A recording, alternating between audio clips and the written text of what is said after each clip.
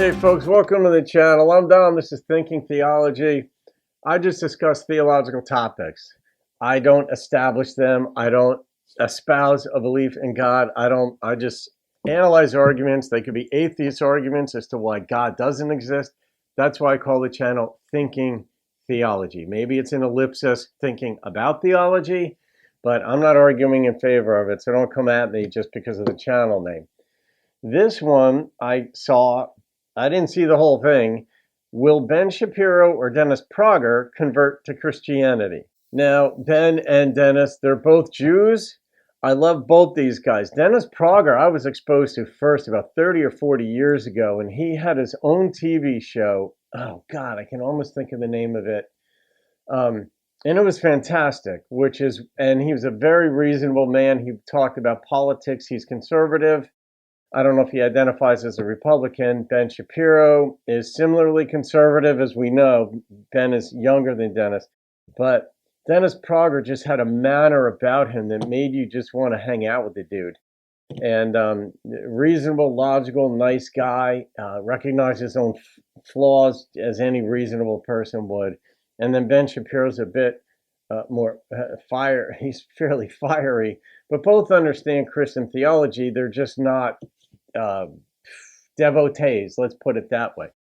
Matt Fradd. I don't know who Matt is. I don't know if I've ever seen him before in anything. I don't recognize him by name, but I put the link to Matt's channel in the description box.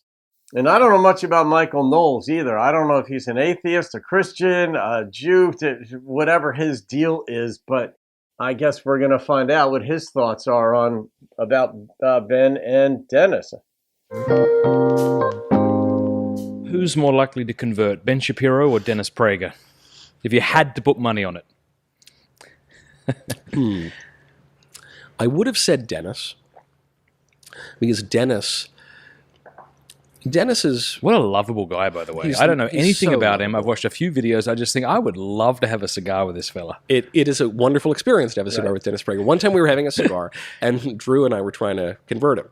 And he said, "Now, fellas, I have a great deal of respect for Christians. I hold views that many Christians hold. But I have to tell you, this grace thing, this heaven thing, I cannot do it." I said, "Dennis, what do you mean? Heaven's your problem? Grace is your..." "No, fellas, you Christians have this idea that you do not earn heaven." I said, "Well, that's true.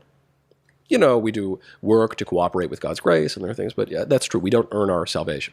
"Yes, that will not work for me, fellas. I am a capitalist. I believe in earning things." I said, "Okay, well, that's a tough one to get over, Dennis." Okay. And then Ben has read quite a lot. And when he was writing one of his books a few years ago, he got really into Thomas Aquinas. So this is good. That's amazing. He got really into C.S. Lewis. He got really into... What specifically was he reading in these authors? The Summa he was reading. Yeah, but what specifically? I mean, the Summa. Within the Summa, right. Yeah. I don't remember what specifically he was reading for his book. And then Lewis, he read a lot of Lewis. I mean, Mere Christianity, but lots and lots of Lewis. And we thought, all right, Ben, are we going to get you? But I don't know. It would be difficult because Ben has a fairly rigorous and systematic religious thought. And so it's not that he doesn't know why he thinks what he thinks. Yeah. And because there's such a cultural component to it, you know. But we're working on it. Hope springs eternal. Yeah. All right. Yeah. Okay. So that's kind of as you might have expected, but just to hear it, you know, from his perspective, sounds like he knows both of them personally, or at least Dennis Prager or Prager personally. But the Hebrew Bible, it is based on the law.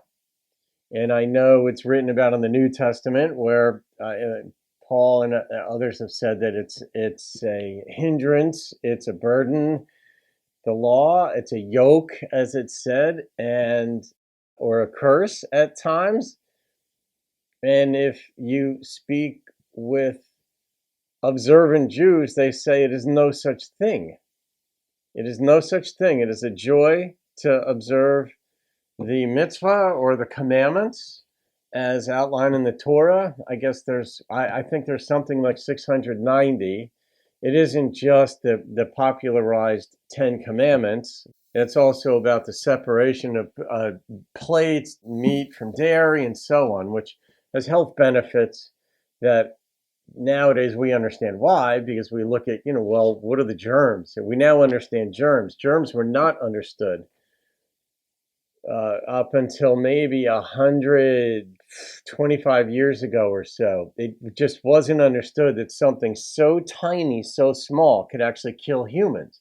We didn't know what caused infections. So all this said, Dennis Prager, the notion of grace that, it's just given to you. It's kind of funny that he says he's a capitalist, you earn it. And there's a verse in Ezekiel. Is it in Ezekiel 12 or 18? I think it's in 12, but it could be in 18 in the Hebrew Bible, that essentially says, no man may atone for another one's sins. The person, him or herself, must atone for their own sins. And this is a partial problem that is one of the biggest problems. Trinitarian dogma is another one. The Messiah is God himself. That is a big problem for observant Jews, learned Jews, even Reformed Jews.